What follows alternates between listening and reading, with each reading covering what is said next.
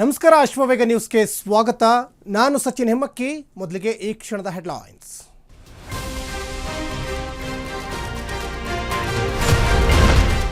ಸಚಿವ ಸಂಪುಟ ಸಭೆಗೆ ಕೌಂಟ್ಡೌನ್, ಜಾತಿ ಗಣತಿ ರಿಪೋರ್ಟ್ ಮಂಡಿಸ್ತಾರ ಸಿಎಂ. ಪರ ವಿರೋಧದ ಮಧ್ಯೆ ವರದಿ ಅನುಷ್ಠಾನಕ್ಕೆ ಪ್ಲಾನ್. ಸಾಕ್ಷಿದಾರ ಚಿಕ್ಕಣ್ಣ ಜೊತೆ ಕಾಣಿಸಿಕೊಂಡು ಪೋಸ್, ದರ್ಶನ್ಗೆ ಕಾದಿದ್ಯಾ ಬಿಗ್ ಶಾಕ್. ಆರೋಪಿ ಬೇಲ್ ಕ್ಯಾನ್ಸಲ್ ಮಾಡುತ್ತಾ ಕೋರ್ಟ್. ಕ್ಷುಲ್ಲಕ ಕಾರಣಕ್ಕೆ 2 ಊರಿನ ಯುವಕರ ಗಲಾಟೆ, ಲಾಂಗು ಮಚ್ಚು ಹಿಡಿದು ಅಟ್ಯಾಕ್. ಬೆಳಗಾವಿಯ ಹಳ್ಳೂರ ಗ್ರಾಮದಲ್ಲಿ ಮಾರಾಮಾರಿ. ಚಿಕ್ಕಮಗಳೂರಲ್ಲಿ ಕಾಡಾನೆಗಳ ಆತಂಕ, ಹಾಸನದಿಂದ ಕಾಫಿ ನಾಡಿಗೆ ಬಂದ 42 ಆನೆಗಳ ಗ್ಯಾಂಗ್, ಗೋಣಿಬೀಡು ಸುತ್ತಮುತ್ತ ಸಂಚಾರ. ಭ್ರಷ್ಟಾಚಾರದ ಕೂಪವಾಯ್ತ ಮಂಡ್ಯ ನಿರ್ಮಿತಿ ಕೇಂದ್ರ, ಕಾಲೇಜು ನಿರ್ಮಾಣದಲ್ಲಿ ಅವ್ಯವಹಾರ ಆರೋಪ, ಲೋಕಾಯುಕ್ತಕ್ಕೆ ದೂರು.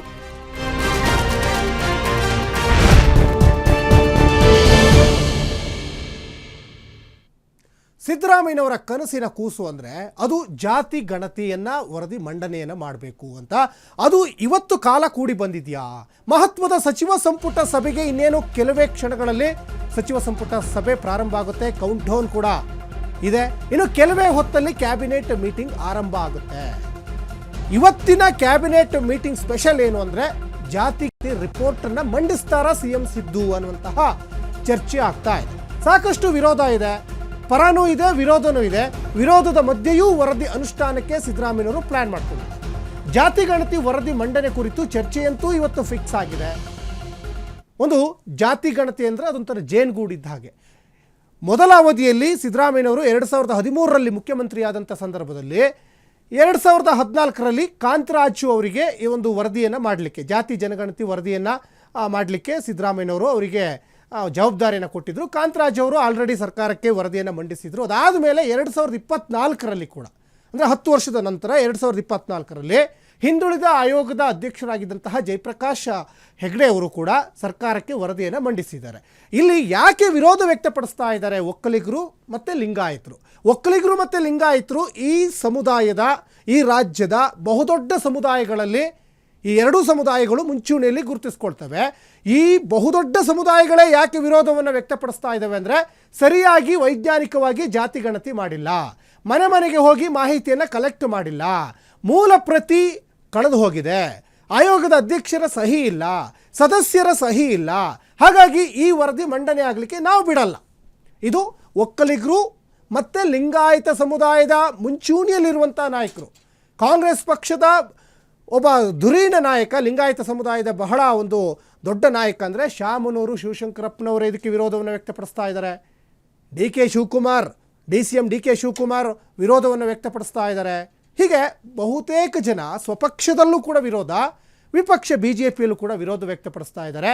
ಈ ವಿರೋಧ ಮತ್ತು ಪರವಾಗಿ ಸಾಕಷ್ಟು ಮಾತುಕತೆ ಏನು ಕೇಳಿ ಬರ್ತಾ ಇದೆಯಲ್ಲ, ಇದರ ನಡುವೆ ಇವತ್ತು ಕ್ಯಾಬಿನೆಟ್ನಲ್ಲಿ ಮಂಡಿಸ್ತಾರಾ ಅನ್ನೋದು ಇಲ್ಲಿ ಗೊತ್ತಾಗ್ತಾ ಇದೆ. ಈ ಬಗ್ಗೆ ಹೆಚ್ಚಿನ ಡೀಟೇಲ್ಸನ್ನು ನಮ್ಮ ಪೊಲಿಟಿಕಲ್ ರಿಪೋರ್ಟರ್ ಹನುಮಂತು ಹೆಚ್ಚಿನ ಡೀಟೇಲ್ಸನ್ನು ಕೊಡ್ತಾ ಹೋಗ್ತಾರೆ. ಹನುಮಂತು, ಇವತ್ತು ಸಿದ್ದರಾಮಯ್ಯನವರಿಗೆ ಒಂದು ಮಹತ್ವದ ದಿನ ಅಂತಲೇ ಹೇಳ್ಬೋದು. ಯಾಕಂದರೆ ಬಹಳ ವರ್ಷಗಳಿಂದಲೂ ಕೂಡ ಜಾತಿ ಗಣತಿಯನ್ನು ವರದಿ ಮಂಡನೆಯನ್ನು ಮಾಡಬೇಕು ಅನ್ನುವಂತಹ ಒಂದು ಮಹದಾಸೆಯನ್ನು ವ್ಯಕ್ತಪಡಿಸ್ತಾ ಇದ್ರು. ಆ ಕಾಲ ಇವತ್ತು ಕೂಡಿ ಬರ್ತಾ ಇದೆಯಾ ಅಂತ. ಯಾಕಂದರೆ ಒಂದು ಕಡೆ ವಿರೋಧ ಇದೆ, ಸ್ವಪಕ್ಷದಲ್ಲೂ ವಿರೋಧವನ್ನು ವ್ಯಕ್ತಪಡಿಸ್ತಾ ಇದ್ದಾರೆ, ಸರಿಯಾಗಿ ಮಾಹಿತಿ ಕಲೆಕ್ಟ್ ಮಾಡಿಲ್ಲ ಅಂತ. ಇವತ್ತೇನಾದರೂ ಮಂಡನೆ ಆಗಬಹುದಾ ಜಾತಿ ಗಣತಿ? ಇದು ಹೇಗೆ ಅಂತ ಹನುಮಂತು? ಸಚಿನ್, ಇವತ್ತಿನ ಸಚಿವ ಸಂಪುಟ ಸಭೆಯಲ್ಲಿ ಮಹತ್ವದ ಜಾತಿ ಜನಗಣತಿಯ ವರದಿಯ ಮಂಡನೆ ಬಹುತೇಕ ಆಗುವಂತ ಸಾಧ್ಯತೆ ಇದೆ. ಯಾಕೆಂತಂದು ಹೇಳಿದ್ರೆ ಹೈಕಮಾಂಡ್ ನಾಯಕರನ್ನ ಭೇಟಿ ಮಾಡಿ ಬಂದಂತ ಸಿಎಂ ಸಿದ್ದರಾಮಯ್ಯ ಅವರು ಈ ವಿಚಾರವಾಗಿ ಸಾಕಷ್ಟು ಚರ್ಚೆಯನ್ನ ನಡೆಸಿದ್ದಾರೆ. ಒಂದು, ಒಳ ಮೀಸಲಾತಿಯ ವಿಚಾರ, ಮತ್ತೊಂದು ಕಡೆ ಜಾತಿ ಜನಗಣತಿಯ ವರದಿಯ ಮಂಡನೆಯ ವಿಚಾರ ಸುದೀರ್ಘವಾಗಿ ಚರ್ಚೆಯನ್ನ ಮಾಡಿದ್ದಾರೆ. ಮತ್ತೆ ಅತ್ತ ರಾಹುಲ್ ಗಾಂಧಿ ಅವರು ಕೂಡ ಇದರ ಪರವಾಗಿ ಧ್ವನಿ ಎತ್ತಿರುವಂತ ಹಿನ್ನೆಲೆಯಲ್ಲಿ ಸಿಎಂ ಸಿದ್ದರಾಮಯ್ಯ ಅವರಿಗೆ ಒಂದಷ್ಟು ಬಲ ಬಂದಂತಾಗಿದೆ. ಆದ್ರೆ ರಾಜ್ಯ ರಾಜಕೀಯದಲ್ಲಿ ಇಲ್ಲಿ ಬಹಳ ಪ್ರಮುಖವಾಗಿ ಒಕ್ಕಲಿಗ ಸಮುದಾಯ ಮತ್ತು ಲಿಂಗಾಯತ ಸಮುದಾಯ ಇದನ್ನ ವಿರೋಧ ಮಾಡ್ತಾ ಇದೆ. ಮೇಲ್ನೋಟಕ್ಕೆ ನಮ್ಮ ವಿರೋಧ ಇಲ್ಲ, ದತ್ತಾಂಶಗಳ ಬಗ್ಗೆ ಒಂದಷ್ಟು ಅನುಮಾನ ಇದೆ. ಯಾಕೆಂತಂದ ಹೇಳಿದ್ರೆ ಮನೆ ಮನೆಗೆ ಹೋಗಿ ಇದನ್ನ ಮಾಹಿತಿ ಸಂಗ್ರಹ ಮಾಡಿಲ್ಲ, ಯಾರ್ದೋ ಮನೆಯಲ್ಲಿ ಕುತ್ಕೊಂಡು ಬರ್ದಿರೋಂತ ದತ್ತಾಂಶ ಇದು ಅನ್ನುವಂಥದ್ದು. ಮತ್ತೆ ಒಂದು ಕ್ಯಾಸ್ಟ್ ವೈಸ್ ಮಾಹಿತಿ ಸಂಗ್ರಹದ ವೇಳೆ ಕೋಡ್ ಕೂಡ ಸರಿಯಾಗಿ ಕೊಟ್ಟಿಲ್ಲ ಅನ್ನುವಂಥದ್ದು ಆರೋಪಗಳಿದೆ. ಇದರ ನಡುವೆನೂ ಕೂಡ ಮಹತ್ವದ ಚುನಾವಣೆಯ ಸಂದರ್ಭದಲ್ಲಿ ಇದನ್ನ ಜಾರಿ ಮಾಡ್ತೀವಿ ಅನ್ನಂತ ಮಾತನ್ನ ಸಿಎಂ ಸಿದ್ದರಾಮಯ್ಯ ಅವರು ಕೊಟ್ಟಿದ್ರು. ಮತ್ತೆ ಅಹಿಂದ ಸಮುದಾಯವೆಲ್ಲರೂ ಕೂಡ ಸಚಿವರೆಲ್ಲರೂ ಕೂಡ ಇದರ ಪರವಾಗಿರುವಂತದ್ದು. ಕ್ಯಾಬಿನೆಟ್ ನಲ್ಲಿ ಇರುವಂತಹ ಸಮುದಾಯದ ಒಕ್ಕಲಿಗ ಸಮುದಾಯ ಆಗಿರ್ಬೋದು, ಲಿಂಗಾಯತ ಸಮುದಾಯದ ಸಚಿವರು ಇದನ್ನ ವಿರೋಧ ಮಾಡ್ತಾ ಬಂದಿದ್ದಾರೆ. ಆದ್ರೆ ಇಲ್ಲಿ ಸರ್ಕಾರ ಚಿಂತನೆ ಇರುವಂತದ್ದು ಅಂತ ಹೇಳಿದ್ರೆ ವರದಿಯನ್ನ ಸ್ವೀಕಾರ ಮಾಡುವಂತ ಸಂದರ್ಭದಲ್ಲಿ ಸಾಕಷ್ಟು ವಿರೋಧನ ವ್ಯಕ್ತ ಆಗಿತ್ತು. ವಿರೋಧದ ನಡುವೆನೂ ಕೂಡ ವರದಿಯನ್ನ ಸ್ವೀಕಾರ ಮಾಡಲಾಗಿದೆ. ಇದೀಗ ಆ ವರದಿಯನ್ನ ಸಚಿವ ಸಂಪುಟದಲ್ಲಿ ಮಂಡಿಸಿ ಅದರಲ್ಲಿರುವಂತಹ ದತ್ತಾಂಶಗಳ ಕುರಿತು ಒಂದಷ್ಟು ಚರ್ಚೆಗಳನ್ನ ಮಾಡುವಂತ ಸಾಧ್ಯತೆ ಇದೆ. ಆದ್ರೆ ಆ ಚರ್ಚೆಯ ಸಂದರ್ಭದಲ್ಲಿ ದತ್ತಾಂಶಗಳ ಬಗ್ಗೆ ಅಧ್ಯಯನ ಮಾಡ್ಲಿಕ್ಕೆ ಒಂದು ಪ್ರತ್ಯೇಕ ಸಮಿತಿ ಮಾಡಿ ಮತ್ತೆ ಈ ವರದಿಯನ್ನ ಕೋಲ್ಡ್ ಸ್ಟೋರೇಜ್ಗೆ ಹಾಕ್ತಾರಾ ಅಥವಾ ನೇರವಾಗಿ ಇದನ್ನ ವರದಿಯನ್ನ ಮಂಡಿಸ್ತಾರಾ ಅನ್ನುವಂತ ಒಂದಷ್ಟು ಕುತೂಹಲಕಾರಿ ಪ್ರಶ್ನೆ ಇರುವಂತದ್ದು. ಯಾಕೆಂತಂದ ಹೇಳಿದ್ರೆ ಇದು ಹಿಂದುಳಿದ ವರ್ಗಗಳ ಆಯೋಗವೇ ಇದನ್ನ ಮಾಡಿರುವಂತ ಕಾರಣಕ್ಕಾಗಿ ಅಧಿವೇಶನದಲ್ಲಿ ಮಂಡಿಸಲೇಬೇಕನ್ನುವಂಥದ್ದಿಲ್ಲ. ಸರ್ಕಾರವೇ ನೇರವಾಗಿ ಇದನ್ನ ಮಂಡನೆ ಮಾಡಿ ಜಾರಿ ಮಾಡಬಹುದು. ಆದಾಗ್ಯೂ ಕೂಡ ಪ್ರಬಲ ಸಮುದಾಯದ ವಿರೋಧಗಳ ಬಂದಂತ ಹಿನ್ನೆಲೆಯಲ್ಲಿ ಮುಂಬರುವಂತ ದಿನಗಳಲ್ಲಿ ರಾಜಕೀಯ ಶಿಷ್ಟಾಂತರೀಕರಣ ಆಗುವಂತ ಹಿನ್ನೆಲೆಯಲ್ಲಿ ಇದನ್ನ ಎಚ್ಚರಿಕೆ ಹೆಜ್ಜೆ ಇಡುವಂತ ಲೆಕ್ಕಾಚಾರದಲ್ಲಿ ಸಿಎಂ ಸಿದ್ದರಾಮಯ್ಯ ಅವರು ಇದ್ದಾರೆ. ಇವತ್ತಿನ ಸಚಿವ ಸಂಪುಟ ಸಭೆಯಲ್ಲಿ ಈ ವರದಿಯಲ್ಲಿರುವಂತಹ ದತ್ತಾಂಶಗಳ ಕುರಿತು ಒಂದಷ್ಟು ಸುದೀರ್ಘ ಚರ್ಚೆ ಆಗಿ ಅಂತಿಮ ತೀರ್ಮಾನ ಏನ್ ಬರುತ್ತೆ ಅನ್ನುವಂಥದ್ದು ಕೂಡ ಕಾದ್ ನೋಡ್ಬೇಕಾಗಿದೆ. ಸಚಿನ್, ಧನ್ಯವಾದ ಹನುಮಂತು ತಮ್ಮೆಲ್ಲ ಡೀಟೇಲ್ಸ್ಗಾಗಿ. ಒಟ್ಟಿನಲ್ಲಿ ಈ ಸಮಾಜದ ಬಹುದೊಡ್ಡ ಎರಡು ಸಮುದಾಯಗಳಲ್ಲಿ ಲಿಂಗಾಯತ ಮತ್ತು ಒಕ್ಕಲಿಗ ಸಮುದಾಯದ ಪ್ರಮುಖ ಲೀಡರ್ಗಳೇ ಇದನ್ನು ವಿರೋಧವನ್ನು ವ್ಯಕ್ತಪಡಿಸ್ತಾ ಇರೋದ್ರಿಂದ ಈ ಬಿಲ್ ಇವತ್ತು ಮಂಡನೆ ಆಗುತ್ತಾ, ಇವತ್ತು ಜಾತಿ ಜನಗಣತಿಗೆ ಸಂಬಂಧಪಟ್ಟ ಹಾಗೆ ವರದಿ ಮಂಡನೆ ಆಗುತ್ತಾ ಅನ್ನೋದೇ ಸಾಕಷ್ಟು ಕುತೂಹಲಕ್ಕೂ ಕೂಡ ಕಾರಣ ಆಗ್ತಾ ಇದೆ. ಇನ್ನೇನು ಸ್ವಲ್ಪ ಹೊತ್ತಲ್ಲೇ ಕ್ಯಾಬಿನೆಟ್ ಮೀಟಿಂಗ್ ಕೂಡ ಈಗ ಶುರುವಾಗ್ತಾ ಇದೆ. ಇನ್ನು ನಟ ದರ್ಶನ್ಗೆ ಕಾದಿದ್ಯಾ ಹಾಗಾದ್ರೆ ಬಿಗ್ ಶಾಕ್? ಕ್ಯಾನ್ಸಲ್ ಆಗುತ್ತಾ ಡಿ ಬಾಸ್ ಬೇಲ್ ಅನ್ನುವಂತಹ ಪ್ರಶ್ನೆ ಈಗ ಉದ್ಭವ ಆಗ್ತಾ ಇದೆ. ಕುತ್ತು ತರುತ್ತಾ ದಾಸನ ಆ ಎಡವಟ್ಟು. ಚಿತ್ರದುರ್ಗದ ರೇಣುಕಾಸ್ವಾಮಿ ಕೊಲೆ ಆರೋಪ ಸ್ಥಾನದಲ್ಲಿರುವಂತಹ ನಟ ದರ್ಶನ್ಗೆ ನಿಜಕ್ಕೂ ಕಾದಿದ್ಯಾ ಬಿಗ್ ಶಾಕ್? ಕುತ್ತು ತರುತ್ತಾ ದಾಸನ ಆ ಎಡವಟ್ಟು, ಕ್ಯಾನ್ಸಲ್ ಆಗುತ್ತಾ ಡಿ ಬಾಸ್ ಬೇಲ್ ಅನ್ನುವಂತಹ ಮಾತುಗಳು ಕೇಳಿ ಬರ್ತಾ ಇದೆ. ದರ್ಶನ್ಗೆ ಇಲ್ಲಿ ಕಾನೂನು ಕಿಂಚಿತ್ತೂ ಗೊತ್ತಿಲ್ವಾ ಹಾಗಾದ್ರೆ? ದರ್ಶನ್ ನೌಟಂಕಿ ನೋಡಿ ಸುಮ್ಮನಿರುತ್ತಾ ಕೋರ್ಟ್? ಹಾಗಾದ್ರೆ ಕೆಲ ಅಂಶ ಇಟ್ಕೊಂಡು ಆರೋಪಿಗಳಿಗೆ ಕೋರ್ಟ್ ಬೇಲನ್ನ ಕೊಟ್ಟಿತ್ತು. ಸಾಕ್ಷಿ ನಾಶ ಮಾಡಬಾರದು ಅಂತ ಆರೋಪಿಗಳಿಗೆ ಸೂಚನೆಗಳನ್ನು ಕೂಡ ಕೊಟ್ಟಿತ್ತು. ಕೋರ್ಟ್ ಆದೇಶದಂತೆ ಪ್ರತಿ ತಿಂಗಳು ವಿಚಾರಣೆಗೆ ಬರಬೇಕು. ಕೋರ್ಟ್ ಆದೇಶ ಕೊಟ್ಟ ಮೇಲೆ ಅವರು ಸೆಲೆಬ್ರಿಟಿಗಳೇ ಆಗಿರಲಿ, ಕಾಮನ್ ಮ್ಯಾನ್ಗಳೇ ಆಗಿರಲಿ, ಜನಪ್ರತಿನಿಧಿಗಳೇ ಆಗಿರಲಿ, ಯಾರೇ ಆಗಿರಲಿ, ಕೋರ್ಟ್ ಕಲಾಪಗಳಿದ್ದಾಗ ಆಗ ಆ ಸಂದರ್ಭದಲ್ಲಿ ಕೋರ್ಟಿಗೆ ಹೋಗಲೇಬೇಕಾಗ್ತದೆ, ವಿಚಾರಣೆಯನ್ನು ಎದುರಿಸಲೇಬೇಕಾಗ್ತದೆ ಕೇಸ್ ಮುಗಿಯೋವರೆಗೂ. ಅಂದರೆ ಇನ್ನೂ ಕೂಡ ಕೇಸ್ ಖುಲಾಸೆ ಆಗಿಲ್ಲ, ಆರೋಪ ಸ್ಥಾನದಲ್ಲೇ ಇದ್ದಾರೆ. ಜಾಮೀನಿನ ಮೇಲೆಗೆ ಇವರಿಗೆ ಬೇಲ್ ಸಿಕ್ಕಿರುವಂಥದ್ದು. ಬಹುತೇಕ ಕೋರ್ಟ್ಗಳು ಜಾಮೀನು ಕೊಡುವಂಥ ಸಂದರ್ಭದಲ್ಲಿ ಷರತ್ತುಬದ್ಧ ಜಾಮೀನೇ ಕೊಡೋದು. ಅವ್ರು ಎಷ್ಟೇ ದೊಡ್ಡ ವ್ಯಕ್ತಿಗಳೇ ಆಗಿದ್ದರೂ ಕೂಡ ಷರತ್ತುಬದ್ಧ ಜಾಮೀನು ಅಂದರೆ ಕೋರ್ಟ್ ಹೆಂಗೆ ಹೇಳುತ್ತೆ ಹಂಗೆ ಕೇಳಬೇಕು ಅಂತ. ಸಿನಿಮಾ ವೀಕ್ಷಣೆ ಸಂದರ್ಭದಲ್ಲಿ ಚಿಕ್ಕಣ್ಣ ಜೊತೆ ದರ್ಶನ್ ಫೋಸ್ ಕೊಟ್ಟಿದ್ದಾರೆ. ಈಗ ವಾಮನ ಸಿನಿಮಾ ನಿನ್ನೆ ಮೊನ್ನೆ ನೋಡಿದ್ರು. ಚಿಕ್ಕಣ್ಣ ಭೇಟಿಯಾಗಿ ಬೇಲ್ ಕಂಡೀಷನ್ ಕೂಡ ಉಲ್ಲಂಘಿಸಿದ್ರ. ನಟ ಚಿಕ್ಕಣ್ಣ ರೇಣುಕಾ ಕೊಲೆ ಕೇಸ್ನಲ್ಲಿ ಓರ್ವ ಸಾಕ್ಷಿದಾರನಾಗಿ ಗುರುತಿಸಿಕೊಂಡಿದ್ದಾರೆ. ಹೀಗಾಗಿ ನಟ ಚಿಕ್ಕಣ್ಣನಿಗೆ ದಾಸ ಮಿಡ್ ಓವರ್ ಮಾಡಿದ ಹಾಗೆ. ಇನ್ನು ಮಿಡ್ ಓವರ್ ಅಂದರೆ ಇರುವ ಸಾಕ್ಷಿಗಳನ್ನು ಇಲ್ಲಿ ಒಂದು ದುರ್ಬಳಕೆ ಮಾಡ್ಕೊಳ್ಳುವಂಥದ್ದು. ಯಾಕಂದರೆ ಸಹಜವಾಗಿ ಚಿಕ್ಕಣ್ಣ ಮತ್ತು ದರ್ಶನ್ ಎಲ್ಲ ಒಂಥರ ಫ್ರೆಂಡ್ಸ್ಗಳಿದ್ದ ಹಾಗೆ.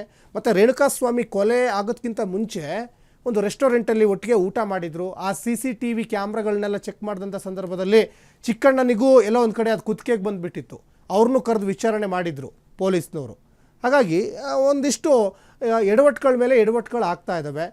ಒಂದು ಬೇಲ್ ಸಿಕ್ಕಿದೆ, ಷರತ್ತುಬದ್ಧ ಜಾಮೀನೇನೋ ಕೋರ್ಟ್ ಕೊಟ್ಟಿದೆ, ಕೋರ್ಟಿಗೆ ತಲೆಬಾಗಲೇಬೇಕಾಗ್ತದೆ ದರ್ಶನ್. ಈ ಬಗ್ಗೆ ಹೆಚ್ಚಿನ ಡೀಟೇಲ್ಸನ್ನು ನಮ್ಮ ಕ್ರೈಮ್ ರಿಪೋರ್ಟರ್ ಅಜಯ್ ಕೊಡ್ತಾ ಹೋಗ್ತಾರೆ. ಅಜಯ್, ಪರಪ್ಪನ ಅಗ್ರಹಾರ ಜೈಲಲ್ಲಿದ್ದರು ದರ್ಶನ್, ಅದಾದ ಮೇಲೆ ಬಳ್ಳಾರಿ ಜೈಲಿಗೆ ಹೋದರು. ಆಮೇಲೆ ಬೆನ್ನು ನೋವಿದೆ, ಚಿಕಿತ್ಸೆಗೆ ಒಳಗಾಗಬೇಕು ಅಂತ ಅವರು ಒಂದಿಷ್ಟು ಕೋರ್ಟಿಗೆ ಮನವಿ ಮಾಡಿಕೊಂಡಂಥ ಸಂದರ್ಭದಲ್ಲಿ ಕೋರ್ಟ್ ಅವರಿಗೆ ಷರತ್ತುಬದ್ಧ ಜಾಮೀನು ಕೊಟ್ಟಿದೆ. ಷರತ್ತುಬದ್ಧ ಜಾಮೀನು ಅಂದರೆ ಕೋರ್ಟಿಗೆ ಆಗಾಗ ಬರಬೇಕು ವಿಚಾರಣೆಗೆ ಅಂತ. ಕೋರ್ಟಿಗೆ ಅದು ಕೋರ್ಟ್ ಆದೇಶ ಇದ್ರೂ ಕೂಡ ಒಂದು ಕಡೆ ಕೋರ್ಟ್ ವಿಚಾರಣೆಗೆ ಹೋಗಿಲ್ಲ, ಆದರೆ ಸಿನಿಮಾ ನೋಡೋಕ್ಕೆ ಹೋಗಿದ್ದಾರೆ. ಎಲ್ಲ ಒಂದು ಕಡೆ ಕೋರ್ಟಿನ ನಿಯಮಗಳನ್ನು ಉಲ್ಲಂಘನೆ ಮಾಡಿದ್ರ ದರ್ಶನ್ ಅಂತ. ಅಜಯ್, ಖಂಡಿತವಾಗ್ಲೂ ಸಚಿನ್, ಇಲ್ಲಿ ನಿಯಮ ಉಲ್ಲಂಘನೆ ಆಗಿರೋದು ಈಗ ಗೊತ್ತಾಗ್ತಾ ಇರುವಂತದ್ದು. ಅದಕ್ಕೆ ಈಗಾಗಲೇ ಇನ್ನು ದರ್ಶನ್ ವಿರುದ್ಧ ಇರುವಂತಹ ಲಾಯರ್ ಅಂದ್ರೆ SPP ಏನಿದ್ದಾರೆ, ಸರ್ಕಾರದ ಪರ ವಕೀಲರು ಏನಿದ್ದಾರೆ, ಅವರು ಕೂಡ ಕೆಲವೊಂದು ಸಿದ್ಧತೆ ಮಾಡ್ಕೊಳ್ತಿದ್ದಾರೆ ಅನ್ನೋ ಮಾಹಿತಿ ಇರುವಂತದ್ದು. ಯಾಕಂದ್ರೆ ಈಗಾಗ್ಲೇ ಅವರು ಬೇಲು ಏನು ಕೊಡುವಂತ ಸಂದರ್ಭದಲ್ಲಿ ನೀಡಿರುವಂತ ಕೆಲವೊಂದು ಸೂಚನೆಗಳನ್ನ ಇಲ್ಲಿ ಪಾಲಿಸಬೇಕಾಗತ್ತೆ. ಯಾರೇ ಒಬ್ಬ ಆರೋಪಿ ಆಗಿರ್ಬೋದು, ಬೇಲ್ ಕೊಡುವಂತದ್ದೇ ಅದಕ್ಕೆ ಕೆಲವೊಂದು ಷರತ್ತುಬದ್ಧ ಜಾಮೀನು ಅಂತ ಹೇಳಿ ಕೊಡ್ತಾರೆ. ಅದರಲ್ಲಿ ಪ್ರಮುಖವಾದಂತದ್ದಂದ್ರೆ ಸಾಕ್ಷಿಗಳನ್ನ ಎದುರಿಸಬಾರ್ದು, ಸಾಕ್ಷಿಗಳ ಮೇಲೆ ಪ್ರಭಾವನ ಬೀರಬಾರ್ದು ಅಂತ ಹೇಳಿ. ಆದ್ರೆ ಇಲ್ಲಿ ದರ್ಶನ್ ಅದನ್ನ ಮಾಡಿರುವಂತದ್ದು ಚಿಕ್ಕಣ್ಣ ಅವರ ಜೊತೆಗೆ ಹೋಗಿ. ಇನ್ನೊಂದು ಮತ್ತೆ ಯಾವಾಗ್ಲೇ ಕೋರ್ಟ್ ಹಿಯರಿಂಗ್ ಇದ್ರು ಕೂಡ ಅಟೆಂಡ್ ಆಗ್ಬೇಕು ಅಂತ ಹೇಳಿ. ಇಲ್ಲಿ ಕೋರ್ಟ್ ಹಿಯರಿಂಗ್ ಅವರು ಅಟೆಂಡ್ ಆಗಿಲ್ಲ ಅಂತ ಸಮಸ್ಯೆ ಆಗ್ತಿರ್ಲಿಲ್ಲ, ಅದಾಗಿದೆ. ಆದ್ರೆ ಅವ್ರು ಯಾವಾಗ ಇಲ್ಲಿ ಈ ಕೋರ್ಟ್ ಹಿಯರಿಂಗ್ ಅಟೆಂಡ್ ಆಗ್ದಲ್ಲೂ ಬೆನ್ನೋವಿದ್ರು ಕೂಡ ಅದೇ ಬೆನ್ನಿನಲ್ಲಿ ಏನು ಫಿಲ್ಮ್ ನೋಡಿದಾರೋ ಅದು ಕೂಡ ಚಿಕ್ಕಣ್ಣನ ಜೊತೆ ನೋಡಿದಾರೋ, ಇವೆರಡೂ ಕೂಡ ಈ ಅಂಶಗಳು ಕೂಡ ಈಗಾಗಲೇ SPP ಗಮನಕ್ಕೂ ಕೂಡ ಬಂದಿದೆ. ಸಾಕಷ್ಟು ವಿಡಿಯೋಗಳು ಕೂಡ ವೈರಲ್ ಆಗ್ತಾ ಇದೆ. ಸೊ ಹೀಗಾಗಿ ಈ ಒಂದು ಅಂಶವನ್ನ ಇಟ್ಕೊಂಡು ಈಗ ಅವರು ಏನು ಕೋರ್ಟ್ಗೂ ಕೂಡ ಅರ್ಜಿಯನ್ನ ಸಲ್ಲಿಸಬಹುದು. ಅಂದ್ರೆ ಇಲ್ಲಿ ಫಾಲ್ಸ್ ಎಕ್ಸಂಪ್ಷನ್ ಅಪ್ಲಿಕೇಶನ್ ಹಾಕಿದ್ದಾರೆ ಕೋರ್ಟ್ಗೆ. ಅಂದ್ರೆ ಎಕ್ಸಂಪ್ಷನ್ ಅಪ್ಲಿಕೇಶನ್ ಅಂದ್ರೆ ಅವ್ರು ಯಾವ್ದೇ ರೀತಿಯಾಗಿ ತೊಂದರೆ ಆದ್ರೆ ಕೋರ್ಟ್ ಗಮನಕ್ಕೆ ತರಬೇಕು. ಆ ಸಂದರ್ಭದಲ್ಲಿ ಕೋರ್ಟ್ ಓಕೆ ಅಂತ ಹೇಳಿ ಪರಿಗಣಿಸುತ್ತೆ. ಇನ್ ಕೇಸ್ ಈ ರೀತಿಯಾಗಿ ಹುಷಾರಿಲ್ಲ ಅಥವಾ ಅನಾರೋಗ್ಯ ಸಮಸ್ಯೆ ಅಂತ ಹೇಳಿದ ಸಂದರ್ಭದಲ್ಲಿ. ಆದ್ರೆ ಇಲ್ಲಿ ಅವರು ಅದನ್ನ ಉಲ್ಲಂಘನೆ ಮಾಡಿರೋದ್ರಿಂದಾಗಿ ಈಗ ಅವರು ಫಾಲ್ಸ್ ಅಪ್ಲಿಕೇಶನ್ ಹಾಕಿದ್ದಾರೆ ಅಂತಾನು ಕೂಡ ಕೋರ್ಟ್ ಗಮನಕ್ಕೂ ಕೂಡ ತರಬಹುದಂತಹ ವಿಚಾರಗಳು ಕೂಡ ಇರುವಂತದ್ದು. ಹಾಗಾಗಿ ಮುಂದಿನ ದಿನಗಳಲ್ಲಿ ದರ್ಶನ್ ಚಿಕ್ಕಣ್ಣವ್ರಿಗೂ ಕೂಡ ಸಂಕಷ್ಟ ಆಗುವಂತ ಎಲ್ಲ ಸಾಧ್ಯತೆಗಳು ಕೂಡ ಹೆಚ್ಚಿದೆ ಅಂತ ಹೇಳ್ಬೋದು. ಸಚಿನ್, ಧನ್ಯವಾದ ಅಜಯ್ ತಮ್ಮೆಲ್ಲ ಡೀಟೇಲ್ಸ್ಗಾಗಿ. ಇನ್ನು ಸಿಲಿಕಾನ್ ಸಿಟಿ ಬೆಂಗಳೂರಿನಲ್ಲಿ ಮುಸ್ಲಿಂ ಯುವಕರ ನೈತಿಕ ಪೊಲೀಸ್ಗಿರಿ ಕೇಸ್ಗೆ ಸಂಬಂಧಪಟ್ಟ ಹಾಗೆ ಈಗಾಗಲೇ 5 ಪೊಲೀಸ್ನವರು ಬಂಧಿಸಿದ್ದಾರೆ. ಇದು ಸಿಲಿಕಾನ್ ಸಿಟಿ ಬೆಂಗಳೂರಿನಲ್ಲಿ ಮುಸ್ಲಿಂ ಯುವಕರ ನೈತಿಕ ಪೊಲೀಸ್ಗಿರಿ ಕೇಸ್. ಯುವಕರ ನೈತಿಕ ಪೊಲೀಸ್ಗಿರಿ ಕೇಸ್ಗೆ ಸಂಬಂಧಪಟ್ಟ ಹಾಗೆ ಈಗ ಆಲ್ರೆಡಿ 5 ಜನರನ್ನ ಪೊಲೀಸ್ನವರು ಬಂಧನ ಮಾಡಿದ್ದಾರೆ. ಇದು ಚಂದ್ರ ಲೇಔಟ್ ಠಾಣಾ ವ್ಯಾಪ್ತಿಯಲ್ಲಿ ನಡೆದಿದ್ದಂತಹ ಘಟನೆ. ಹಿಂದೂ ಯುವಕನ ಜೊತೆ ಮಾತಾಡ್ತಾ ಇದ್ದಂತಹ ಮುಸ್ಲಿಂ ಯುವತಿ ಸ್ನೇಹಿತನ ಜೊತೆ ಬುರ್ಕಾ ಧರಿಸಿ ಬೈಕ್ನಲ್ಲಿ ಕೂತಿದ್ದಂತಹ ಯುವತಿ. ಅದೇ ಸಂಬಂಧಪಟ್ಟ ಹಾಗೆ ಒಂದಿಷ್ಟು ಗಲಾಟೆ ಘರ್ಷಣೆಗಳು ಕೂಡ ನಡೆದಿದೆ. ಬೈಕ್ನಲ್ಲಿ ಕೂತಿದ್ದ ಯುವತಿ ಆ ಸಂದರ್ಭದಲ್ಲಿ 5 ಮುಸ್ಲಿಂ ಯುವಕರಿಂದ ಯುವತಿ ಜೊತೆ ಕಿರಿಕ್ ಮಾಡ್ಕೊಂಡಿದ್ದಾರೆ. ಅಂದರೆ ಒಬ್ಬ ಹಿಂದೂ ಯುವಕನ ಜೊತೆ ಒಂದು ಮುಸ್ಲಿಂ ಯುವತಿ ಮಾತಾಡಿದ್ದಕ್ಕೆ ನೋಡಿ ಈ ರೀತಿಯಾದಂತಹ ಗಲಾಟೆ ಘರ್ಷಣೆ, ಆಮೇಲೆ ನೈತಿಕ ಪೊಲೀಸ್ಗಿರಿ. ಬುರ್ಕಾ ಧರಿಸ್ಕೊಂಡು ಕೂತ್ಕೊಂಡಿದ್ದೇ ತಪ್ಪು. ಬುರ್ಕಾ ಧರಿಸಿ ಹಿಂದೂ ಯುವಕನ ಜೊತೆ ಕೂತಿದೀಯಾ, ಯಾಕೆ ಕೂತಿದೀಯಾ ಅಂತ ಪ್ರಶ್ನೆ. ನಿನಗೆ ಮಾನ ಮರ್ಯಾದೆ ಇಲ್ವಾ ಅಂತ ಯುವತಿಗೆ ನಿಂದನೆ. ಏನೋ ನಿಮ್ಮ ಮನೆಯವರ ಮೊಬೈಲ್ ನಂಬರ್ ಕೊಡು ಅಂತ ಕಿರಿಕ್. ಅಂದರೆ ಈ 5 ಜನರಿಗೂ ಆ ಯುವತಿಗೂ ಸಂಬಂಧವೇ ಇಲ್ಲ. ನನ್ನ ಸ್ನೇಹಿತನ ಜೊತೆ ನಾನು ಮಾತಾಡ್ತಾ ಇದ್ದೀನಿ ಅಂತ ಆ ಯುವತಿ ಹೇಳ್ತಾ ಇದ್ದಾಳೆ. ಆ ಸಂದರ್ಭದಲ್ಲಿ ಯುವತಿ ಜೊತೆಗಿದ್ದ ಹಿಂದೂ ಯುವಕನ ಮೇಲೆ ಹಲ್ಲೆಯೂ ಆಗಿದೆ. ಈ 5 ಜನ ಹಲ್ಲೆ ಮಾಡಿದ್ದಾರೆ. ಅದೇ ಒಬ್ಬ ಮುಸ್ಲಿಂ ಯುವಕನ ಜೊತೆ ಒಂದು ಹಿಂದೂ ಹುಡುಗಿ ಮಾತಾಡಿದ್ರೆ ಆಗ ಇವ್ರು ಏನು ಮಾತಾಡಲ್ಲ. ಜಾಸ್ತಿ ಮಾಡಿಬಿಡ್ತೀನಿ ಇದೆಲ್ಲ ಅಷ್ಟು ಇದೆ ಫಸ್ಟ್ ಇನ್ನೊಂದ್ಸತಿ ಮಾಡಂಗಿಲ್ಲ. ಅವ್ರಿಗೆ ಇವಾಗ ಕರ್ಕೊಂಡು ಹೋಗ್ತಾರೆ. ಇನ್ನೊಂದ್ಸತಿ ನೋಡಿದ್ರೆ ನಕ್ಕೋ ಮಚ್ಚ छोड़ाल नको तू समझ काढो जी नखाब काढो जी ओए नखाब काढो जी काढो जी निखाब काढो जी नंबर दे जी बोलो जी नंबर 12 वही नंबर शर्म मारी नहीं तुमना आवाज जो गलती है वो सेना दबड़े मिला चला तुम पूरी हमको ಏಯ್ ಸುಮ್ಮನೆ ನಿಂತ್ಕೊಂಡ್ಬೇಕು. ಏಯ್ ಮಾಮಾ कैसा लग वीडियो मालूम है नखाब काढो जी मुसलमानी छोकरी की मां की जात से तो मुसलमाना का नाम गिराना पैदा हो. ए बस देख लो कहीं सा मन से पहले चाकू ने बोल बजाने में क्या बोल. ಏನೋ ಯುವತಿ ಬೈಕ್ನಲ್ಲಿ ಕೂತು ಮಾತಾಡಿದಂತಹ ವಿಡಿಯೋ ಕೂಡ ಈಗಾಗಲೇ ವೈರಲ್ ಆಗಿದೆ. ಕಿರಿಕ್ ಮಾಡಿದ್ದ 5 ಆರೋಪಿಗಳನ್ನು ಈಗಾಗಲೇ ಪೊಲೀಸ್ನವರು ಬಂಧಿಸಿದ್ದಾರೆ. ನಾವು ಶಾಂತಿ ಪ್ರಿಯರು, ಮುಸ್ಲಿಂ ಮತ್ತು ಹಿಂದೂಗಳು ಬಾಯಿ ಸರ್ವ ಜನಾಂಗದ ಶಾಂತಿಯ ತೋಟ ಇದ್ದ ಹಾಗೆ, ಹೀಗೆ ಸಾಕಷ್ಟು ಬೂಟಾಟಿಕೆ ಮಾತುಗಳನ್ನು ಸಾಕಷ್ಟು ಮುಖಂಡರುಗಳು ಮಾತಾಡ್ತಾ ಇರ್ತಾರೆ. ನಮ್ಮಲ್ಲಿ ಯಾವುದೇ ರೀತಿಯಾದಂತಹ ಭೇದ ಭಾವ ಇಲ್ಲ ಅಂತ. ಆ ಯುವತಿ ಒಬ್ಬ ಸ್ನೇಹಿತನ ಜೊತೆ ಮಾತಾಡ್ತಾ ಇದ್ದ ತಕ್ಷಣ ಆ 5 ಜನ ಬಂದು ಆ ಹಿಂದೂ ಯುವಕನಿಗೆ ವಾರ್ನಿಂಗ್ ಮಾಡ್ತಾರೆ, ಇದೇ ಲಾಸ್ಟು, ಇನ್ನೊಂದ್ಸಲ ಕಾಣಿಸ್ಕೊಂಡ್ರೆ ಹಂಗೆ ಮಾಡ್ತೀನಿ ಹಿಂಗೆ ಮಾಡ್ತೀನಿ ಅಂತ. ಅದ್ರ ಜೊತೆಗೆ ಆ ಯುವತಿ ಫೋನ್ ನಂಬರ್ ಎಲ್ಲ ಕೇಳಿಬಿಟ್ಟು ನಿಮ್ಮ ಮನೆಯವ್ರಿಗೆ ಕಂಪ್ಲೇಂಟ್ ಮಾಡ್ತೀನಿ ಅಂತ. ನೋಡಿ ಎಷ್ಟು ದೌರ್ಜನ್ಯ ನಡೀತಾ ಇದೆ. ಅಂದರೆ ಇವರಿಗೆಲ್ಲ ಹೆಂಗಾಗ್ತಾ ಇದೆ ಅಂದರೆ ಪೊಲೀಸ್ ಬಗ್ಗೆ ಭಯ ಇಲ್ಲ, ಕಾನೂನು ಬಗ್ಗೆ ಗೌರವ ಇಲ್ಲ, ಈ ಪೊಲೀಸ್ ಬಗ್ಗೆ ಕಾನೂನು ಬಗ್ಗೆ ಅರಿವೇ ಇಲ್ದಿದ್ದವರು ಈ ರೀತಿ ಹೇಗ್ ಬೇಕು ಹಾಗೆ ಬೀದಿ ಬೀದಿಯಲ್ಲಿ ಬಾಯಿಗೆ ಬಂದಂಗೆ ಮಾತಾಡ್ತಾ ಇರ್ತಾರೆ. ಹುಡುಗಿ ಮತ್ತು ಒಬ್ಬ ಹುಡುಗ ಇಬ್ಬರು ಕೂಡ ಒಂದು ಸ್ಕೂಟರ್ ನಲ್ಲಿ ಕೂತಿರ್ತಾರೆ. ಅದನ್ನ ನೋಡಿ ಒಂದು 4-5 ಜನ ಹೋಗಿ ಅಲ್ಲಿ ಹುಡುಗಿಗೆ ಮತ್ತೆ ಹುಡುಗನ ಪ್ರಶ್ನೆ ಮಾಡ್ತಾರೆ. ಪ್ರಶ್ನೆ ಮಾಡ್ತಾರೆ, ಯಾಕೆ ಬಂದಿದ್ಯಾ ಮತ್ತೆ ಮನೇಲಿ ಹೇಳಿ ಬಂದಿದ್ಯಾ ಅಂತ ಹೇಳ್ತಾರೆ. ಈ ವಿಚಾರದಲ್ಲಿ ನಾವು ಆ ಹುಡುಗಿಯಿಂದ ಅವ್ರಿಂದ ಒಂದು ಕಂಪ್ಲೇಂಟ್ ಬಂದಿದೆ. ಕಂಪ್ಲೇಂಟ್ ಅನ್ನ ನಾವು ರಿಜಿಸ್ಟರ್ ಮಾಡ್ಕೊಂಡು ಯಾರು ಆರೋಪಿಗಳಿದ್ದಾರೆ 4 ಜನ ಆರೋಪಿಗಳು ಮತ್ತು ಒಬ್ಬರು ಜೋಡಣೆಯಲ್ಲಿದ್ದಾರೆ. ಸೊ ಈ 4 ಜನ ಆರೋಪಿಗಳನ್ನ ನಾವು ಅರೆಸ್ಟ್ ಮಾಡಿದ್ದೀವಿ. ಆ ಜೂನಿಯಲ್ಲೂ ಕೂಡ ನಾವು ಅರೆಸ್ಟ್ ಮಾಡಿದ್ದೀವಿ. ಸರ್ ಇಂಟೆನ್ಷನ್ ಏನಾಗುತ್ತೆ ಇಂಟೆನ್ಷನ್ ಏನಿಲ್ಲ, ಹುಡುಗಿ ಯಾಕೆ ಅಲ್ಲಿ ಕೂತಿದ್ದು ಬಂದಿದ್ದು ಅಂತ ಅವ್ರು ಕೇಳಿಸ್ತಾರೆ. ಈಗ ಅದೇ ಇನ್ವೆಸ್ಟಿಗೇಷನ್ ಅಂತ ಗೊತ್ತಾಗಿದೆ. ಅದರಲ್ಲಿ ಯಾವುದು ಕೂಡ ಕ್ಷುಲ್ಲಕ ಕಾರಣಕ್ಕೆ 2 ಗ್ರಾಮದ ಯುವಕರ ನಡುವೆ ಗಲಾಟೆಯಾಗಿದೆ. ಆ ಗಲಾಟೆ ಸಂದರ್ಭದಲ್ಲಿ ಲಾಂಗು ಮಚ್ಚು ಹಿಡಿದು ಯುವಕರು ಅಲ್ಲಿ ಗ್ಯಾಂಗ್ ಅಟ್ಯಾಕ್ ಮಾಡಿದೆ. ಇದು ಬೆಳಗಾವಿ ಜಿಲ್ಲೆಯ ಹಳ್ಳೂರ ಗ್ರಾಮದಲ್ಲಿ ಆಗಿರುವಂತಹ ಮಾರಾಮಾರಿ. ಆ ಮಾರಾಮಾರಿಯಲ್ಲಿ ಲಾಂಗು ಮಚ್ಚು ಝಳಪಿಸಿದ್ವು.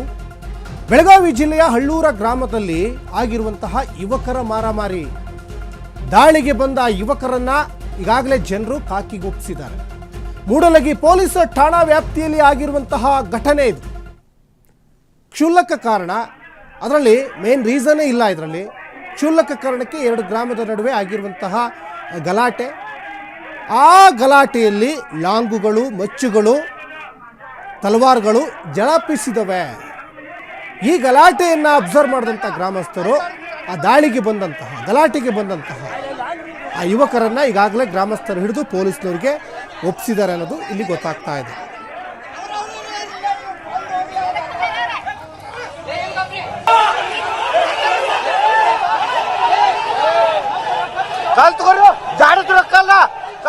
ಅಂಡಿ ಮಕ್ಕಳಿಗೆ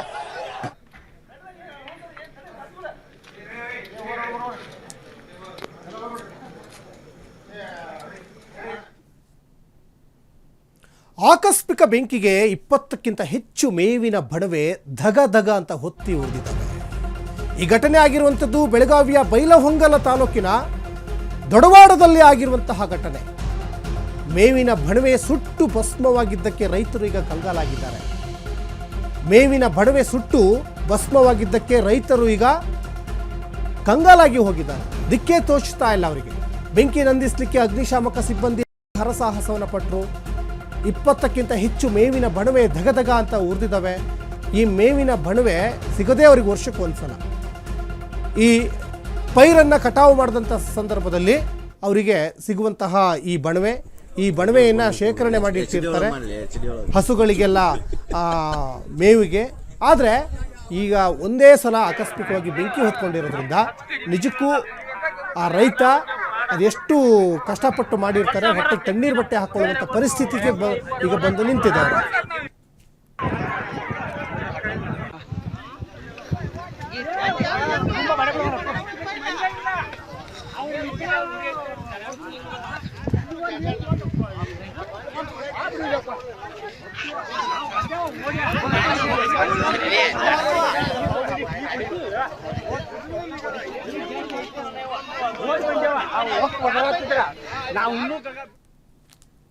ಬಾಗಲಕೋಟೆಯಲ್ಲಿ 4 ದಿನದ ಹೆಣ್ಣು ಮಗು ಸಾವನ್ನಪ್ಪಿದೆ.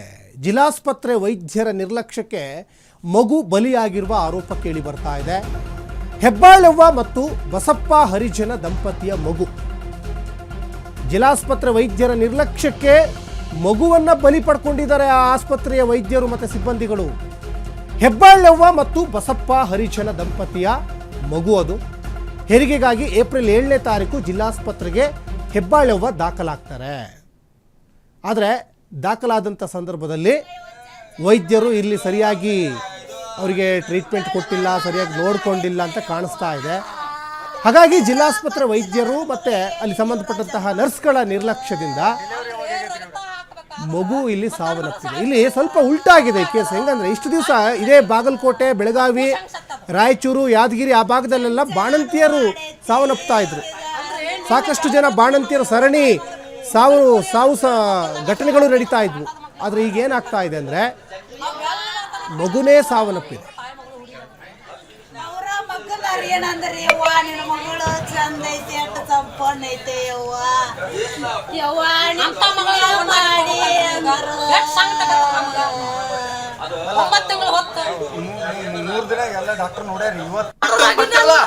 ನಮ್ಮ ತಪ್ಪು ಸಾಯಕ್ ಬರ್ತೇವೆ ಅದ ಮತ್ತೆ ಹಣೆ ಬರ್ರಿ ಇಲ್ಲ ನಮ್ದು ನೀವು ಪೊಲೀಸರ ವಿಚಾರ ಮಾಡ್ಕೊಳ್ಳ ನಿಮ್ಗೆ ನಾವೇನ್ ಹೇಳ್ಬೇಕು? ಏನ್ ಮಾತಾಡೋದು ಬ್ಯಾಡ್ರಿ, ನಾವು ಇನ್ನ ಮಾತಾಡಕ್ಕೆ ಏನು ಉಳಿದಿಲ್ಲ. ನಿನಗೆ ಹೇಳಕ್ ಬರಲ್ಲ.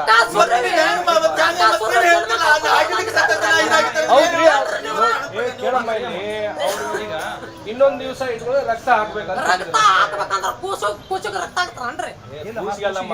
ಅಯ್ಯೋ ದವಾಖಾನೆ ಬ್ಯಾಂಕ್ ಹತ್ಲಿ ನಾವು ಇಟ್ಟು ರೊಕ್ಕ ಹಾಕಿದ್ರ ನನ್ನ ಮಗಳು ಸಲವ ತಗೊಂಡ್ರ ನನ್ನ ಮಗಳಿಗೆ ನೀನ್ ಎಂತ ಚೂಚಿ ಮಾಡಿದ್ರ ಯವ್ವ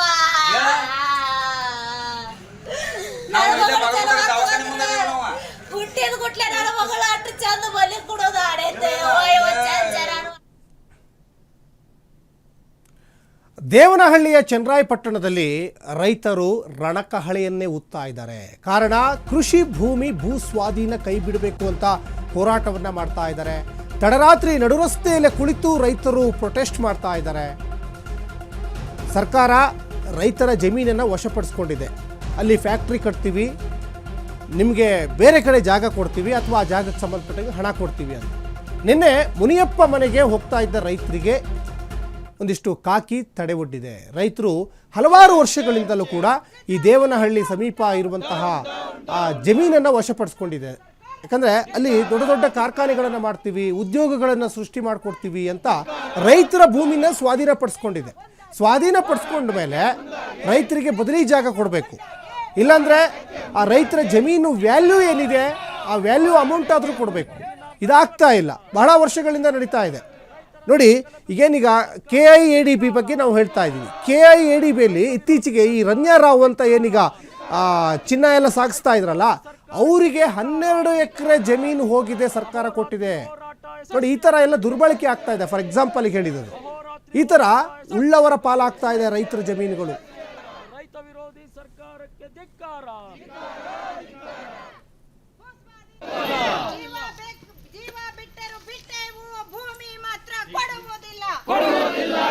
ಸೀರಿಯಸ್ ಆಗಿ ವ್ಯವಸಾಯ ಮಾಡ್ತಾ ಇರುವಂತ ರೈತರು ಇಲ್ಲಿ ಇರುವಂತವರೆಲ್ಲರೂ ಕೂಡ ಎಲ್ಲ 1 ಎಕರೆ 2 ಎಕರೆ 3 ಎಕರೆ ಇರುವಂತ ಸಣ್ಣ ಹಿಡುವಳಿಗಾರರು ಇಲ್ಲಿ ಫಲಪುಷ್ಪಗಳನ್ನ ಬೆಳೀತಾರೆ, ತರಕಾರಿಯನ್ನು ಬೆಳೀತಾರೆ. ಒಂದು 13,000 ಲೀಟ್ರು ಹಾಲನ್ನ ಉತ್ಪಾದನೆ ಮಾಡಿ ನಗರಗಳಿಗೆ ಇವತ್ತು ಕಳಿಸ್ತಾ ಇದ್ದಾರೆ. ಹಾಗೆ ತುಂಬ ಫಲವತ್ತಾದಂಥ ಬೇಸಾಯ ಪದ್ಧತಿಯನ್ನು ಅಳವಡಿಸ್ಕೊಂಡಿದ್ದಾರೆ. ಇಂಥ ಒಂದು ಸಂದರ್ಭದೊಳಗಡೆಗೆ ಈ ಭೂಮಿಯನ್ನು ಕಸಿಬೇಕು ಅಂತ ಹೇಳ್ಕೊಂಡು ಇದಕ್ಕೆ ರಿಯಲ್ ಎಸ್ಟೇಟ್ ಮಾಫಿಯಾಗಳು ಅಂತಲೇ ಹೇಳ್ಬೇಕಾಗ್ತದೆ. ನಾವು ಅವರ ಕಣ್ಣು ಬಿದ್ದಿದೆ. ಅವರು KIADB ಮುಖಾಂತರ ಕಾಫಿನಾಡು ಚಿಕ್ಕಮಗಳೂರಿನಲ್ಲಿ ಕಾಡಾನೆಗಳ ಆತಂಕ ಎದುರಾಗಿದೆ. ಹಾಸನದಿಂದ ಕಾಫಿನಾಡಿಗೆ 42 ಆನೆಗಳ ಗ್ಯಾಂಗ್ ಈಗ ಎಂಟ್ರಿ ಕೊಟ್ಟಿದ್ದಾವೆ ಅನ್ನೋದು ಗೊತ್ತಾಗ್ತಾ ಇದೆ. ಮೂಡಿಗೆರೆ ತಾಲೂಕಿನ ಗೋಣಿಬೀಡು ಪ್ರದೇಶದಲ್ಲಿ ಕಾಡಾನೆಗಳ ತಂಡವೇ ಅಲ್ಲಿ ಕಂಡು ಬಂದಿದೆ. ರಸ್ತೆ ಮತ್ತು ಕಾಫಿ ತೋಟಗಳಲ್ಲಿ ಪ್ರತ್ಯಕ್ಷವಾಗಿದ್ದಾವೆ ಕಾಡಾನೆಗಳು. ಒಂದಲ್ಲ ಎರಡಲ್ಲ, ಬರೋಬ್ಬರಿ 42 ಆನೆಗಳು ಕಾಫಿ ತೋಟದಲ್ಲಿ ಜೊತೆಗೆ ರಸ್ತೆಯಲ್ಲಿ ಕೂಡ ಕಾಣಿಸ್ಕೊಂಡಿದ್ದಾವೆ. ಇದು ಚಿಕ್ಕಮಗಳೂರು ಜಿಲ್ಲೆ ಮೂಡಿಗೆರೆ ತಾಲೂಕಿನ ಗೋಣಿಬೀಡು ಸಮೀಪದಲ್ಲಿ ಕಾಣಿಸ್ಕೊಂಡಿರುವಂತಹ ಕಾಡಾನೆಗಳು. ಆಗಾಗ ಕಾಡಾನೆಗಳು ಕಾಣಿಸ್ಕೊಳ್ತಾ ಇರ್ತವೆ. ಜೊತೆಗೆ ಈ ಕಾಟಿ ಅಂತ ನಾವೇನು ಕರಿತೀವಲ್ಲ, ಈ ಕಾಟಿಗಳು ಕೂಡ ಕಾಣಿಸ್ಕೊಳ್ತಾ ಇರ್ತವೆ. ಇತ್ತೀಚೆಗೆ ಹುಲಿ, ಚಿರತೆನೂ ಕೂಡ ಕಾಣಿಸ್ಕೊಳ್ತಾ ಇದ್ದಾವೆ. ಹಾಗಾಗಿ ಸಹಜವಾಗಿ ಕಾಫಿ ತೋಟದಲ್ಲಿ ನಿರಂತರವಾಗಿ ರೈತರು ಕೆಲಸ ಮಾಡ್ತಾ ಇರ್ತಾರೆ, ಕೂಲಿ ಕಾರ್ಮಿಕರು ಕೆಲಸ ಮಾಡ್ತಾ ಇರ್ತಾರೆ. ಹೀಗೆ ದಿಢೀರಂತ ಆನೆಗಳು ಎಂಟ್ರಿ ಕೊಟ್ಟರೆ ಅಥವಾ ಯಾವುದೇ ಕಾಡು ಪ್ರಾಣಿಗಳು ಎಂಟ್ರಿ ಕೊಟ್ಟ ಅಂಥ ಸಂದರ್ಭದಲ್ಲಿ ಸಹಜವಾಗಿ ಭಯಭೀತರಾಗ್ತಾ ಇರ್ತಾರೆ. ಹಾಗಾಗಿ ಇಂತಹ 42 ಆನೆಗಳು ಏಕಾಏಕಿಯಾಗಿ ಬರ್ತವೆ ಅಂದರೆ ಸ್ವಲ್ಪ ಇದಕ್ಕೆ ಅರಣ್ಯಾಧಿಕಾರಿಗಳಿಗೂ ಕೂಡ ಆ ಭಾಗದ ರೈತರು ಅಲ್ಲಿ ಗಮನಕ್ಕೆ ತರಬೇಕು. ಜೊತೆಗೆ ಆನೆಯನ್ನು ಹಿಡಿದು ಕಾಡಿಗೆ ಬಿಡುವಂಥ ನಿಟ್ಟಿನಲ್ಲಿ ಅರಣ್ಯಾಧಿಕಾರಿಗಳು ಕೂಡ ಅಲ್ಲಿ ಪ್ರಯತ್ನವನ್ನು ಮಾಡಬೇಕು ಅಂತ ನಾವು ಹೇಳ್ತೀವಿ ಈ ಸಂದರ್ಭದಲ್ಲಿ. ಇವತ್ತಿನಿಂದ ಬಿಜೆಪಿ ಮತ್ತೊಂದು ಬೃಹತ್ ರ್ಯಾಲಿಗೆ ಮುಂದಾಗ್ತಾ ಇದೆ. ಭೀಮ ಹೆಜ್ಜೆ 100ರ ಸಂಭ್ರಮ ಜಾಗೃತಿ ಕಾರ್ಯಕ್ರಮ. ಹಾಗಾಗಿ ಈ ಒಂದು ಬೃಹತ್ ರ್ಯಾಲಿಯ ನಿಮಿತ್ತವಾಗಿ ಈಗ ಮತ್ತೊಂದು ಮೈಲಿಗಲ್ಲನ್ನು ಸಾಧನೆ ಮಾಡಲಿಕ್ಕೆ ಬಿಜೆಪಿ ಮುಂದಾಗ್ತಾ ಇದೆ. ಬೆಂಗಳೂರಿನಿಂದ ಬೆಳಗಾವಿಯ ನಿಪ್ಪಾಣಿವರೆಗೂ ಕೂಡ ರ್ಯಾಲಿ. ಭೀಮ ಹೆಜ್ಜೆ 100ರ ಸಂಭ್ರಮ ಜಾಗೃತಿ ಕಾರ್ಯಕ್ರಮ ಇದು. ಡಾಕ್ಟರ್ BR ಅಂಬೇಡ್ಕರ್ ಪ್ರತಿಮೆಗೆ ಮಾಲಾರ್ಪಣೆ, ವಿಧಾನಸೌಧದ ಮುಂಭಾಗದಲ್ಲಿರುವಂತಹ ಅಂಬೇಡ್ಕರ್ ಪ್ರತಿಮೆಗೆ ಮಾಲಾರ್ಪಣೆ. ಯಾಕಂದರೆ ಅಂಬೇಡ್ಕರ್ ಹೆಸರಲ್ಲೇ ಮಾಡ್ತಾ ಇರುವಂಥ ಕಾರ್ಯಕ್ರಮ ಇದು. ಭೀಮ ಹೆಜ್ಜೆ 100ರ ಸಂಭ್ರಮ ಜಾಗೃತಿ ಕಾರ್ಯಕ್ರಮ. ಈ ಕಾರ್ಯಕ್ರಮದಲ್ಲಿ ಸಾವಿರಾರು ಜನ ಬಿಜೆಪಿಯ ಕಾರ್ಯಕರ್ತರು, ಪದಾಧಿಕಾರಿಗಳು, ನಾಯಕರುಗಳು ಇವತ್ತು ಗುರುತಿಸ್ಕೊಂಡಿದ್ದಾರೆ. ಜೊತೆಗೆ ಈಗ ಆಲ್ರೆಡಿ ಇವಾಗ ಜನಾಕ್ರೋಶ ಯಾತ್ರೆಯನ್ನು ಕೂಡ ಮಾಡ್ತಾ ಇದ್ದಾರೆ. ಈ ಜನಾಕ್ರೋಶ ಯಾತ್ರೆ 4 ಹಂತದಲ್ಲಿ ಅದೊಂದು ಕಡೆ ಆದರೆ, ಇನ್ನೊಂದು ಕಡೆ ಅಂಬೇಡ್ಕರ್ ಹೋರಾಟ ಸಾಧನೆ, ಕಾಂಗ್ರೆಸ್ ಮಾಡಿರುವಂಥ ಮೋಸ, ಎಲ್ಲದರ ಬಗ್ಗೆ ಜನರಿಗೆ ಮಾಹಿತಿಯನ್ನು ಬಿಜೆಪಿ ನಾಯಕರು ನೀಡ್ತಾರೆ ಅನ್ನೋದು ಕೂಡ ಗೊತ್ತಾಗ್ತಾ ಇದೆ. ಏಪ್ರಿಲ್ 15ಕ್ಕೆ ಬೆಳಗಾವಿ ಜಿಲ್ಲೆಯ ನಿಪ್ಪಾಣಿಗೆ ಈ ರಥಯಾತ್ರೆ ತಲುಪುತ್ತೆ. ಅಂಬೇಡ್ಕರ್ ಹೆಸರಲ್ಲಿ ಇವತ್ತು ಎಲ್ಲ ಪಕ್ಷದವರು ಕೂಡ ರಾಜಕೀಯ ಮಾಡ್ತಾ ಇರ್ತಾರೆ. ಸಂವಿಧಾನವನ್ನು ಇಟ್ಕೊಂಡು ರಾಜಕೀಯ ಮಾಡ್ತಾ ಇದ್ದಾರೆ. ಹಾಗಾಗಿ ಅಂಬೇಡ್ಕರ್ ಬರೆದಿರುವಂತಹ ಸಂವಿಧಾನವೇ ಇವತ್ತು ರಾಜಕಾರಣಿಗಳಿಗೆ ಜೀವಾಳ, ಅಸ್ತ್ರ, ಪ್ರತ್ಯಸ್ತ್ರ ಎಲ್ಲವೂ ಆಗಾಗ ಬಿಡ್ತಾ ಇರ್ತಾರೆ. ಭೀಮ ಹೆಜ್ಜೆ 100ರ ಸಂಭ್ರಮ. ಕಾಂಗ್ರೆಸ್ ಅಂಬೇಡ್ಕರ್ಗೆ ಮೋಸ ಮಾಡ್ತು ಅಂತ ಹೇಳಿಬಿಟ್ಟು ಬಿಜೆಪಿ ಇವತ್ತು ಮನೆ ಮನೆಗೆ ಇವತ್ತು ಅಂಬೇಡ್ಕರ್ ಅವರ ಸಾಧನೆ ತಿಳಿಸ್ತಾ ಬಿಜೆಪಿಯವರು ನಾವು ಅಂಬೇಡ್ಕರ್ಗೆ ಮೋಸ ಮಾಡಲಿಲ್ಲ, ಅವ್ರಿಗೆ ನಾವು ಏನೇನು ಸ್ಥಾನಮಾನ ಕೊಡಬೇಕು ಎಲ್ಲ ಸ್ಥಾನಮಾನಗಳನ್ನು ಕೂಡ ಕೊಟ್ಟಿದ್ದೀವಿ, ಆದರೆ ಕಾಂಗ್ರೆಸ್ ಏನೂ ಮಾಡಿಲ್ಲ ಅಂತ ಹೇಳಲಿಕ್ಕೆ ಬಿಜೆಪಿಯವರು ಹೊರಟಿದ್ದಾರೆ ಇವತ್ತು. ಇವಿಷ್ಟು ಇವರಿಗಿನ ಪ್ರಮುಖ ಸುದ್ದಿ. ನೋಡ್ತಾ ಇರಿ ಅಶ್ವವೇಗ ನ್ಯೂಸ್. ಇದು ಸತ್ಯಾನ್ವೇಷಣೆಯ ಓಟದಲ್ಲಿ.